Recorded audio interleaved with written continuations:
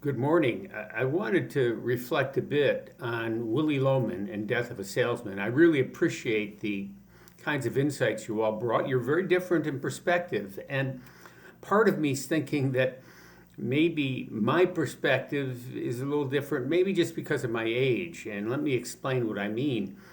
Uh, when I look at Willie Loman, I see a very flawed person. But then again, when I look at myself, I see a very flawed person.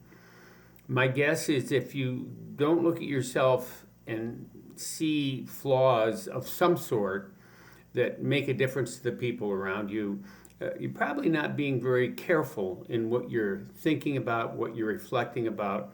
And that maybe comes with age because as time goes on, you just make more mistakes. And at some point, you realize that some of them are fixable, some of them aren't fixable. You have to kind of live sometimes with what you've done. Willie seemed to suffer from my perspective, two problems. Number one, he didn't seem to have the ability to fix uh, everything, and he couldn't seem to live with the things he couldn't fix. And as a consequence, he became extraordinarily troubled. I felt very bad for Willie. I guess probably because I've seen in myself, but also in others who probably have had a harder time in life than I have, struggle trying to accommodate their mistakes to the fact that they still are alive, they're still having people around them who depend on them and whose feelings they care about. As Willie really did care, he just wasn't capable, and he couldn't live with what he was incapable of fixing. I also thought it was interesting his funeral. You may recall he talked early in the play about a funeral fit for a salesman, about somebody who had died. People came from all sorts of places.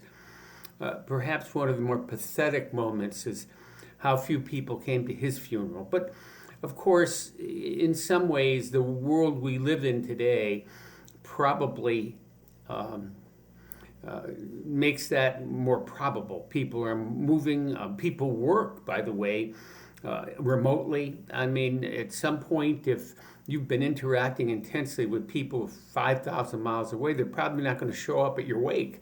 At some point, that last scene, though, from what he expected, seemed to be extraordinarily sad. Now, in the end, the job you had was to compare the elements of the play to the criteria from Bennett and Royale's definition of tragedy. But what I thought was interesting is beyond that, everybody had their own feelings about this play, and I really appreciate your sharing them. Let me say one other thing. Social and behavioral scientists worry about this a whole lot. They worry about the impact, for example, work has on people, on their mental health. In some cases, work has, we know, caused suicides.